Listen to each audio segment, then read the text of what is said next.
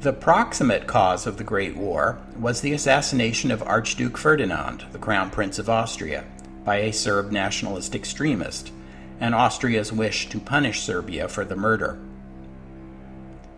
Austria's declaration of war against Serbia set off a series of events that led to a massive German offensive through neutral Belgium, which captured the world's attention, not least because on the Eastern Front, nothing was happening.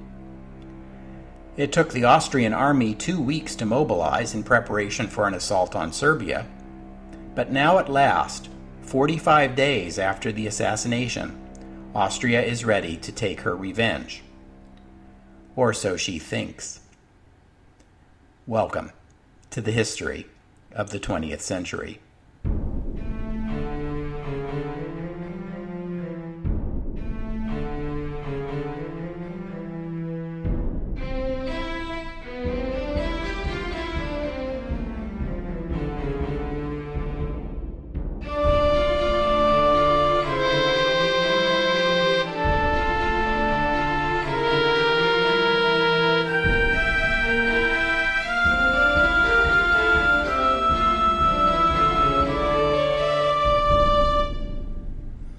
Episode 85, Serbien muss sterbien.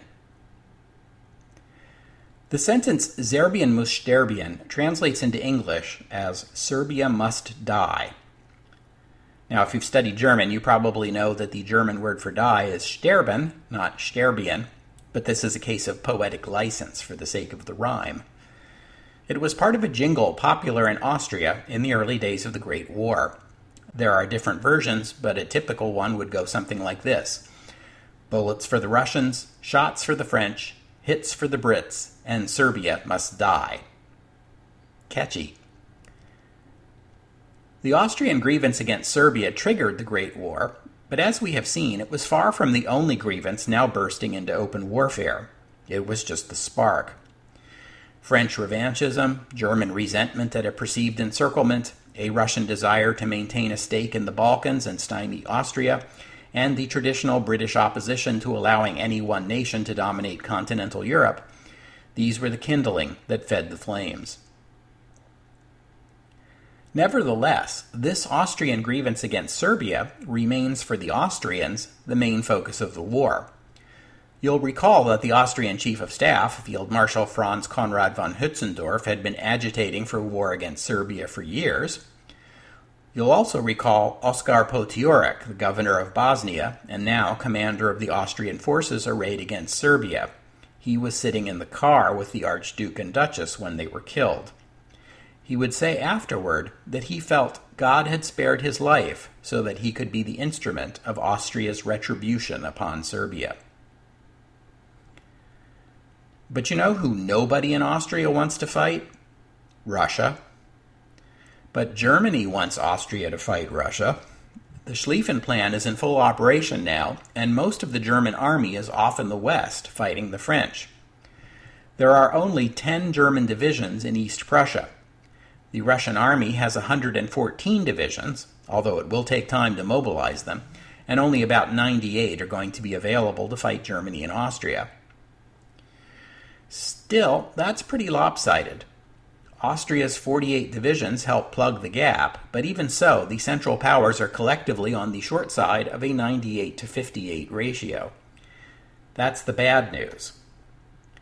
The good news, at least according to Conrad's mobilization plans, is that Austria can mobilize in just 16 days, much faster than the Russians, almost as quickly as the Germans.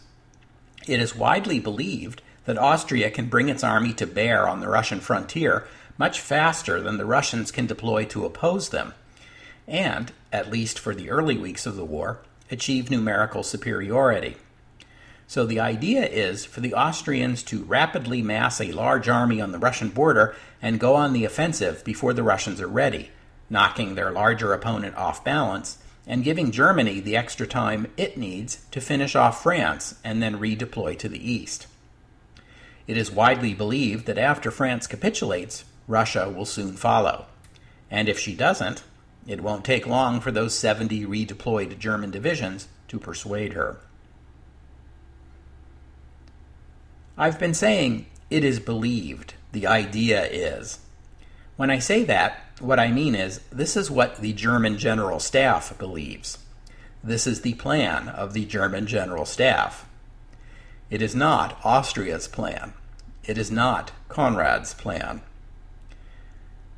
The fact is, for these two nations to have any hope of winning the speedy victory they are counting on, they are going to have to coordinate their military actions carefully. But they never got around to doing that. There never was the kind of close consultation and planning between the two powers that this situation demands.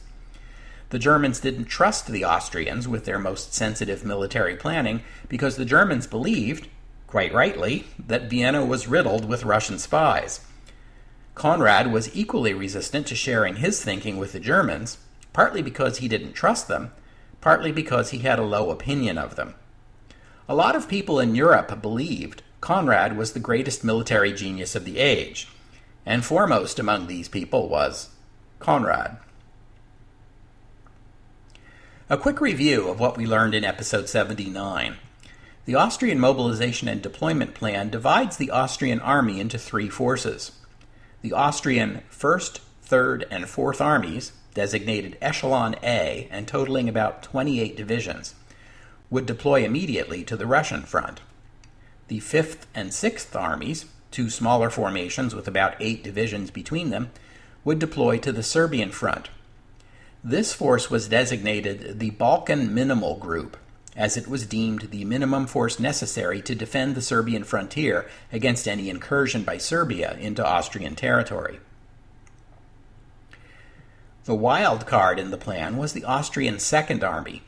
It was about 12 divisions, and the Austrian mobilization plan allowed for it to be deployed either to the Serbian front, if Conrad chose to go on the offensive against Serbia, or to the Russian front, if Conrad deemed Russia the greater threat and chose to downgrade the Serbian front to a defensive stance until after Austria dealt with Russia. Moltke and the German military were pressing Conrad from literally day one of mobilization to go all out against Russia. There would be plenty of time to deal with Serbia later, the Germans insisted. The war was going to be decided on the Eastern Front, not in the Balkans.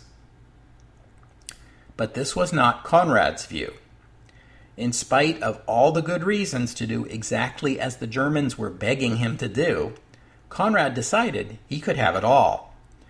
The mobilization plan called for the Second Army, designated Echelon B, to remain in the rear, where it could be ordered either to the east or the south, depending on how the situation developed. But when the time came to order a mobilization, Conrad made a last-minute decision to attempt an immediate, all-out effort to crush Serbia in the opening weeks of the war, before the Russians had time to finish mobilization. This was a rash decision, and to this day it remains unclear exactly what set Conrad on this unexpected path. He was still writing love letters to his darling Gina every day, and in those letters he expressed the hope that if he came home from the war a hero, she would finally make up her mind to divorce her husband and marry him. These letters have moved some historians to go so far as to blame the upcoming fiasco entirely on Conrad's adolescent mooning over Gina. As a rule, I'm skeptical of simple answers to big historical questions, but in this case it's tempting because alternative explanations are hard to come by. Whatever his motive, it was a spectacularly foolish decision. Conrad ordered Echelon B, the Second Army, to deploy south against Serbia immediately, rather than waiting in the rear the way it was supposed to. And he went further, ordering additional divisions stripped from Echelon A, the formation that would be deployed against Russia, and adding those into the Serbian offensive as well.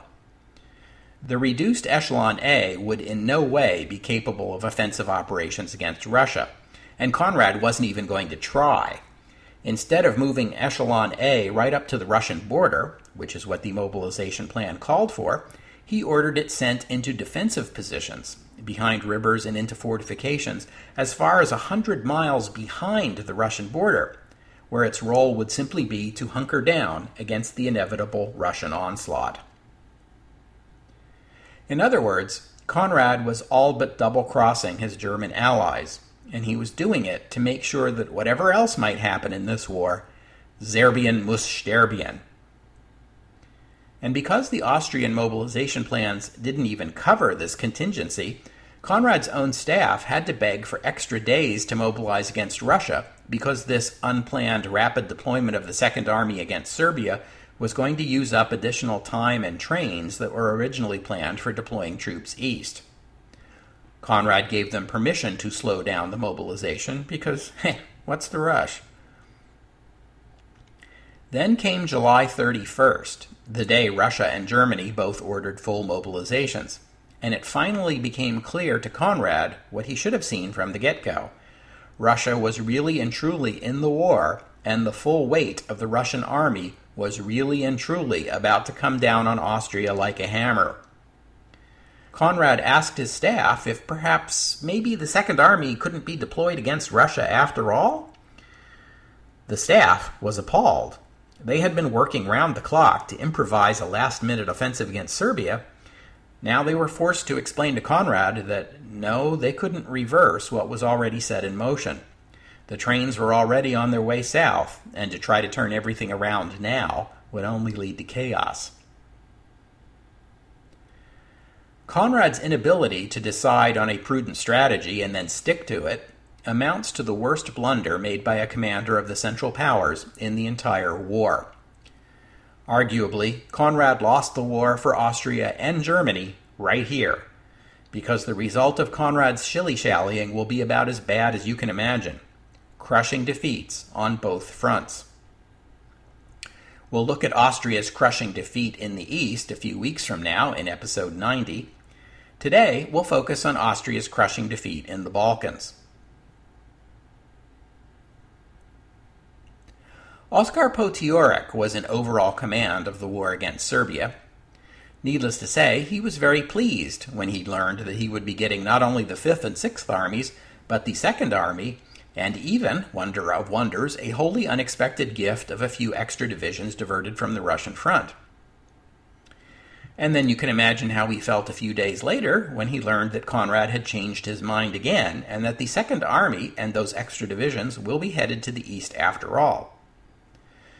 But since the Second Army now can't be redeployed to the east until after the rest of the mobilization is completed, Conrad gave Potiorek the green light to use his enhanced army against Serbia for the first week of the offensive.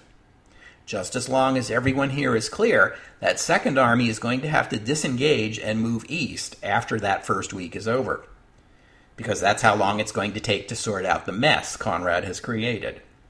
So overall, the Austrian mobilization will require far more time than the 16 days Conrad had promised the Germans because of all of these last-minute changes. This also means, of course, that Second Army is not going to be available on either front during a critical period when it will be badly needed both places. So, good show, Conrad. Conrad himself would head east to oversee the fighting against Russia, leaving Potiorek to manage Serbia. Potiorek spent a lot of his time in the early weeks of the campaign writing 20-page daily reports of his activities and sending them off to Vienna, because he fully expected the war to be over by Christmas and the army staff in the capital to be hard at work writing the official history of the war by January. Among the deep insights Potiorek sent north to enlighten future generations of Austrian officers was this gem. The only difference between an army commander in war and peace is that in war the commander spends even more time behind his desk and speaking on the phone. Deep. The terrain between Bosnia and Serbia is mountainous. The Drina River flows north from these mountains, where it joins the Sava River, which then flows east into the Danube. These three rivers, the Drina, the Sava, and the Danube, form most of the frontier between Austria-Hungary and Serbia. The confluence of the Sava and the Danube is where the Serbian capital of Belgrade lies, just across the river from Hungary. Serbia has fought in 2 Balkan wars, and the Serbian army is exhausted and under-equipped. On the other hand, all this fighting experience does make it one of the best trained light infantry in Europe. And to the Serbs, this is an existential war. They are fighting for the survival of their hard-won Serbian state, and are not ready to go back to being a subject people in someone else's empire. So motivation and morale are high. The U.S. ambassador in Belgrade marveled that you can give a Serbian soldier bread and an onion, and he is satisfied. The Austrian army looks big on paper, but as we've seen, it's been chronically underfunded for decades now. How do you keep a big army going when it's chronically underfunded? Well, you scrimp on equipment, you keep salaries low, and you give your soldiers minimal training. Cutting corners on any of these things would be bad for morale. In spite of these handicaps, though, Austrian officers and soldiers alike begin this campaign reasonably confident in the outcome and firm in the conviction that their side was in the right, since, after all, they are avenging a dastardly Serbian assassination. So Austrian morale isn't what you would call low, but it is brittle. A few setbacks on the battlefield, and it will begin to crumble. Austria-Hungary's traditional stinginess with the army, like Conrad's indecision, has set them up for failure.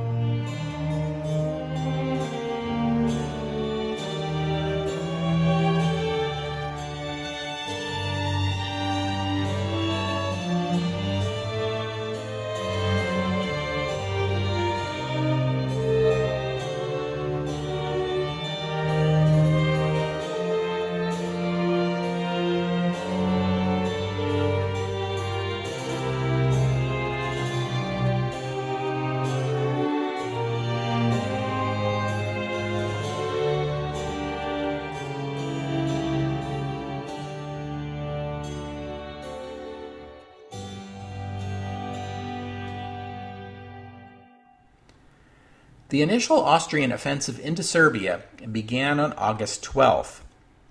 The attack into Serbia came from the northwest, from Bosnia, where most of the Austrian army was deployed. The Second Army attacked south across the Sava River, while the 5th and 6th Armies attacked from farther west, across the Drina. It might have made more sense to attack from further east, across the Danube, and make straight for Belgrade, the Serbian capital that lies just on the other side of that river. But the Danube is a very wide river, easily defended, and north of the Danube lay Hungary, which doesn't trust the Austrian army and has been exerting all of its considerable clout within the dual monarchy to keep the army out of Hungarian territory, and so the assault will come across the much narrower Sava and Drina rivers from Bosnia. The Serbian army commander, 67-year-old Field Marshal Radomir Putnik, was a veteran of the Balkan Wars. He had led the Serbian army to victory twice in the past 2 years, and he was revered in Serbia. He was also the obvious choice to command the army in its third war in 2 years, if you're willing to overlook the fact that he's 67 years old and suffering from emphysema and pneumonia. But he managed to command the Serbian army successfully for over a year mostly spent lying on a cot in a specially heated room, from which subordinate generals carried out his instructions. Putnik had recognized that the 12 divisions of the Serbian army were not enough to adequately screen Serbia's entire border with Austria-Hungary. So he made the careful decision to group the Serbian army together in a central location some distance behind the frontier, where it could move against an Austrian attack from any direction. When the attack finally came, Putnik must have been marveling at his good luck. The Austrians were coming across the Drina into the mountainous country of the Serbian northwest. Not only had the Serbian army been training in those mountains for years, not only did they know every road and every valley, but the rugged terrain favored the sort of light infantry hit-and-run guerrilla-style tactics that suited the Serbian army far better than the conventionally armed and trained Austrian army. Potiorek was anxious to get his offensive going. Not only was Conrad going to take the Second Army away from him in a week, but also August 18th, 6 days from now, is the Emperor's 84th birthday, and Potiorek dreamed of handing Franz Josef some grand victory against Serbia as a birthday present. Potiorek, you'll recall, was also governor of Bosnia, and so he was also directing the invasion of Serbia from Sarajevo, because he was also working on the investigation into the Archduke's murder.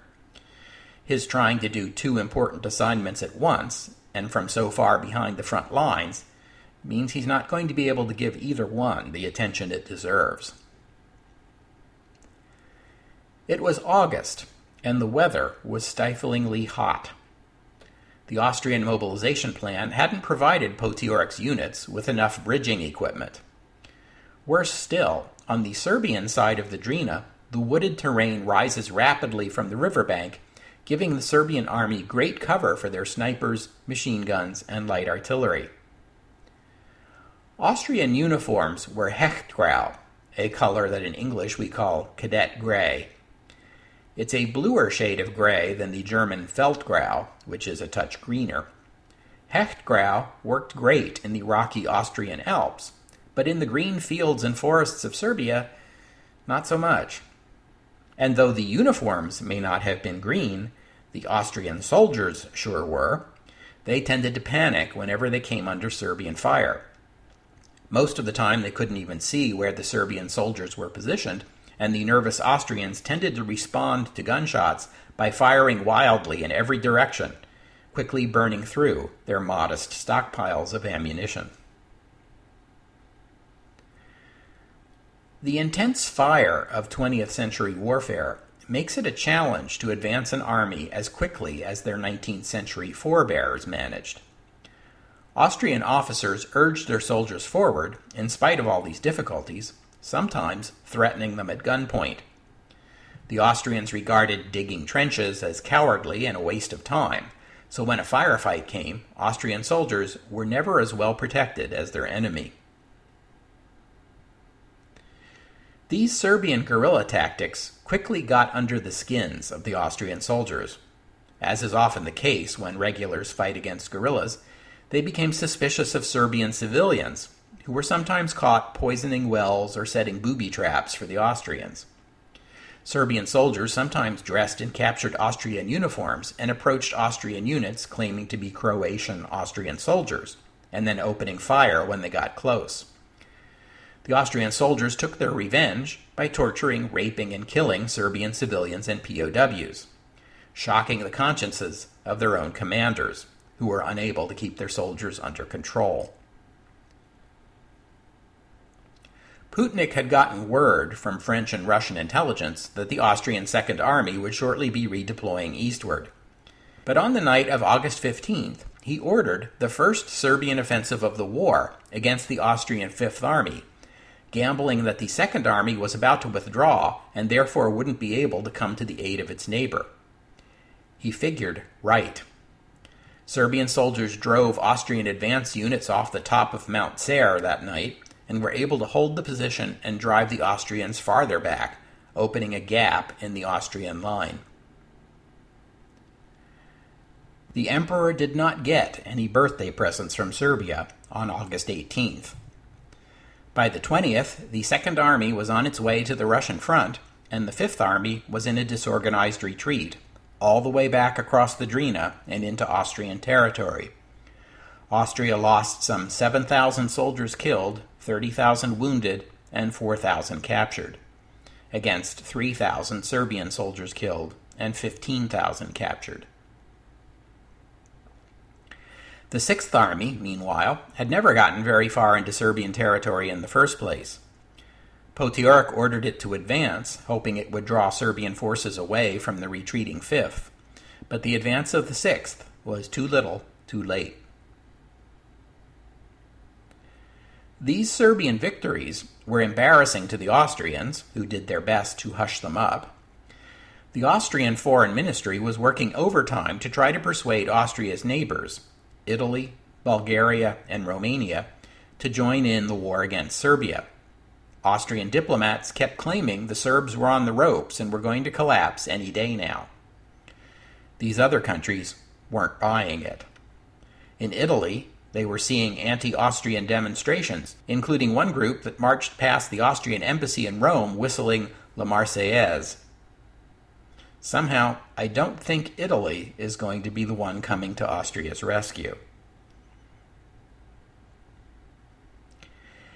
In fact, the Serbian victory was a big morale boost to the Entente, coming as it did just after the French debacle at the Battle of the Frontiers, which we talked about in the previous episode, and the bungled Russian offensive into East Prussia, which we're going to talk about 2 episodes from now. This was the first Entente victory of the war, and heroic Serbia joined plucky Belgium as the small nation heroes of Entente propaganda.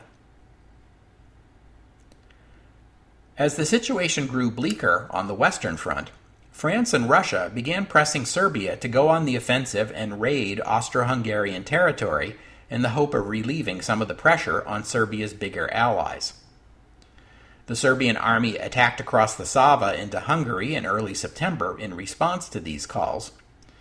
They attacked the location where the Second Army had been and no longer was, which scored some propaganda points for the Entente, but in military terms, the offensive was a failure. The Serbian army suffered 6,000 casualties to about 3,000 Austrian casualties.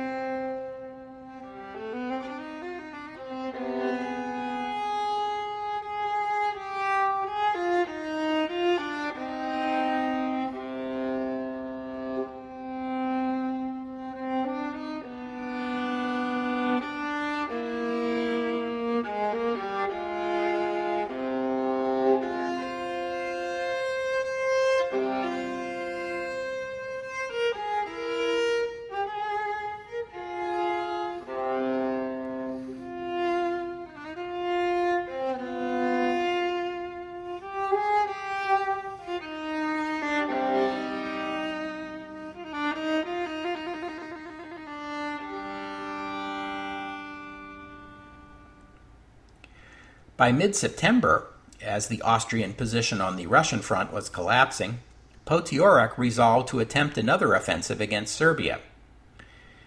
Like most Austrian military decisions so far, this one was a big mistake. By September, Austria, like most countries fighting the Great War, was beginning to feel shortages of ammunition and supplies, especially artillery shells. Modern artillery can fire very rapidly, but all the combatant nations were having difficulty manufacturing shells and shipping them to the front lines fast enough to keep up with the demand.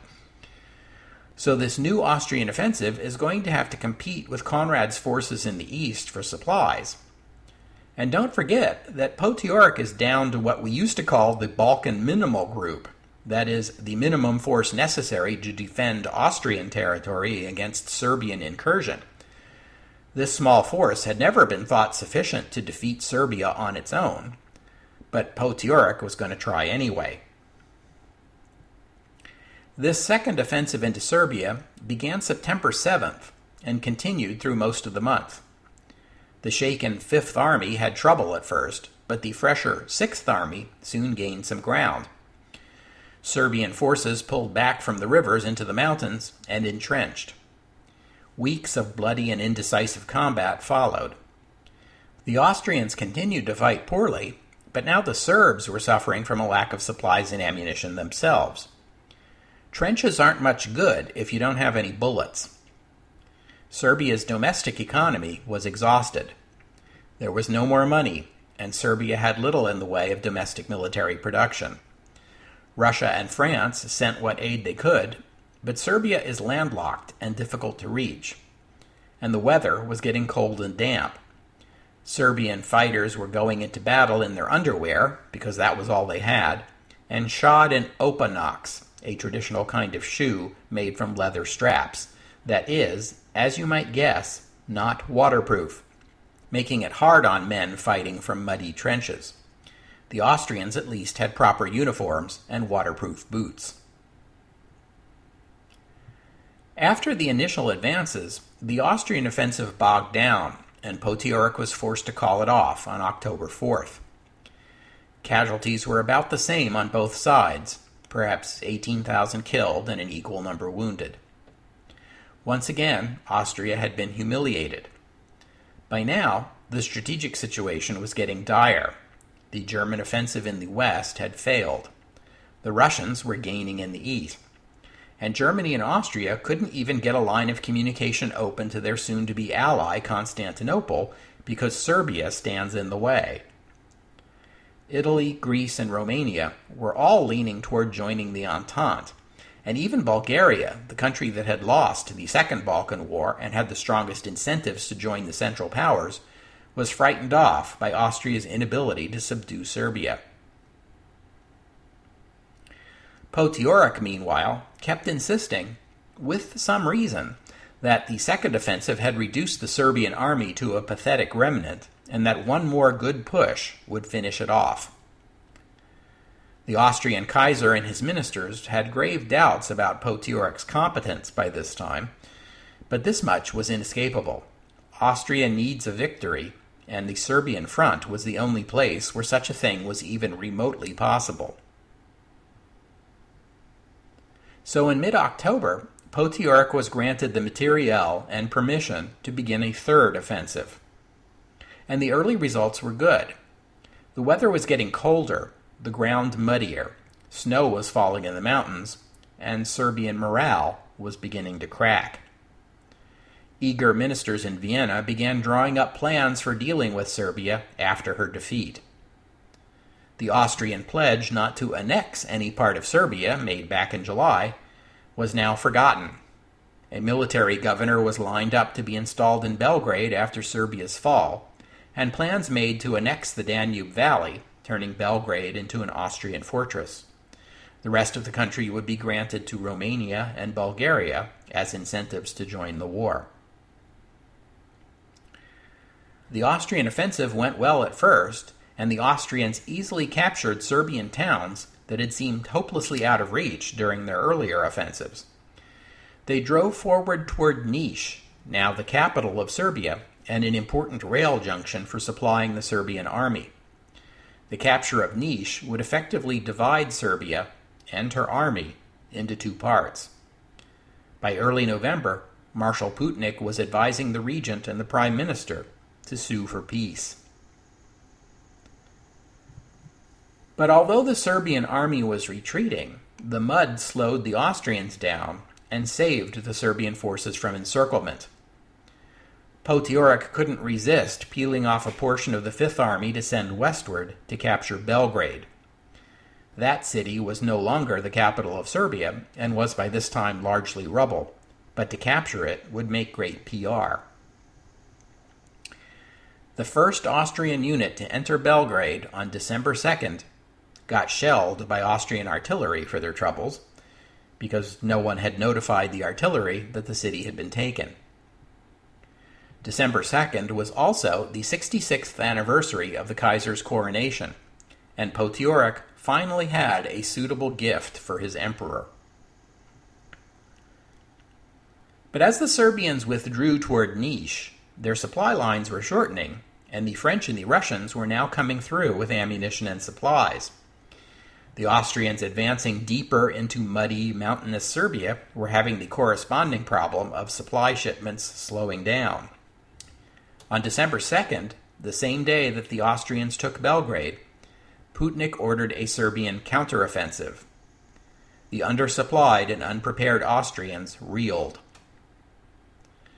This Serbian offensive lasted 10 days in all, but it was the first two that did most of the damage. Austrian morale, which had been rising, plunged again, and units went into disorganized retreat. Even the weather seemed to favor the Serbians. The Austrian offensive had been met with pouring rain and mud, but on December 4th, the weather turned sunny and clear, aiding the Serbian advance. Hundreds of Austrian prisoners were being taken every day, most of them unwounded. So many Austrians were surrendering that the Serbian soldiers gave up escorting them to the rear. Now they merely pointed to the telegraph wires and advised the Austrians to follow them until they reached Serbian headquarters. By December 9th, the Serbian army had driven a wedge between the two weakened Austrian armies, and Potiorek ordered a withdrawal. He also ordered that it be referred to as a backward maneuver. On December 15th, the Serbian army took back Belgrade, the Kaiser's Jubilee present, less than 2 weeks after it had been given to him. Austrian forces were entirely withdrawn from Serbia. The full Serbian campaign to date cost Austria about 28,000 killed, 122,000 wounded, and 74,000 captured. Serbia lost 22,000 killed, 96,000 wounded, and 45,000 missing. Serbia also lost tens of thousands of civilians, and a typhoid epidemic that winter would take many more lives. So Serbia, too, is exhausted and in no condition to pursue the Austrians across the border, which is fortunate for the Austrians, whose two understrength armies have been so diminished they had to be reorganized into one army. The Serbian front would remain quiet for most of the next year, as both sides needed the time to recover, and Austria will soon be distracted by the entry of Italy into the war. It will not be until October 1915 that the Central Powers take up again the war against Serbia. After Belgrade fell, the palace notified Potiorek that the emperor is not pleased. That is a Habsburg way of saying, you are toast. Potiorek was forced into retirement on December 22nd. He returned to Vienna for the customary exit interview, to be met at the train station by army officers who explained to him that this meeting with the emperor had been indefinitely postponed, and he might as well proceed to his hometown of Klagenfurt. The snub was unmistakable. Potiorek never did get his courtesy meeting with the emperor. He spent the remainder of his life in Klagenfurt, passing away in 1933 at the age of 80.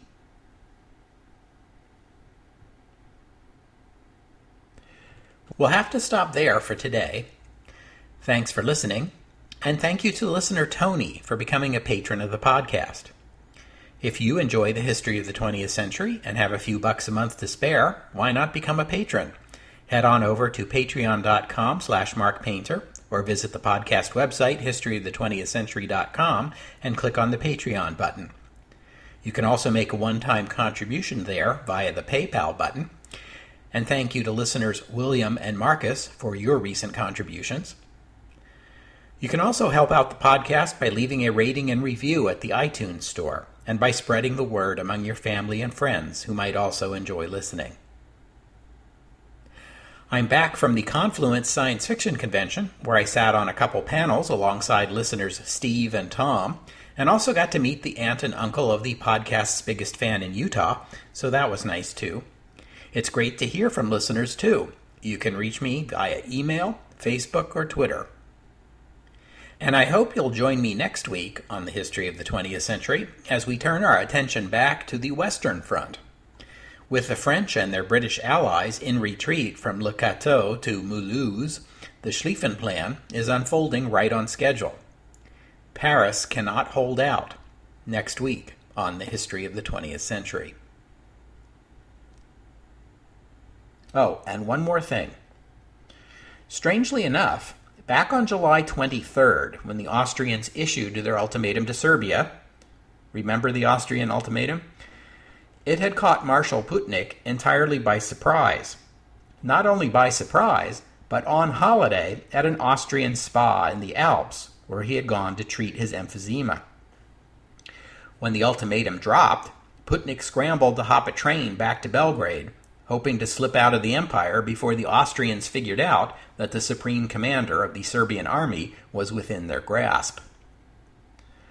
Unfortunately for Putnik, the Austrians did indeed figure it out, and they caught up to him at the train station in Budapest, where he was waiting to change trains for the last leg of the trip back to Belgrade on July 25th. The Austrian army threw him into prison, and were no doubt quite pleased with their good fortune. Until the Kaiser, Franz Josef, intervened. In a display of very old-school gallantry, the Austrian emperor ordered Putnik released and sent home. Okay, so 10 out of 10 for style, but minus several million for good thinking, huh? Putnik contracted pneumonia on top of his emphysema during his detention, but he was back in Serbia on August 5th, a week before the Austrian offensive got going. He had asked to be relieved of his command because of his poor health, but the king refused his resignation. The Serbian army had to mobilize during the period of Putnik's detention in Austria, and when the time came, it occurred to the Serbian general staff that the only copy of the Serbian mobilization plan was in the safe in Putnik's office, and the only person who knew the combination to the safe was Marshal Putnik, who was in Austrian custody. But the Serbian generals were able to get the safe opened in Putnik's absence by the strategic application of finesse. And when I say finesse, I mean, of course, dynamite.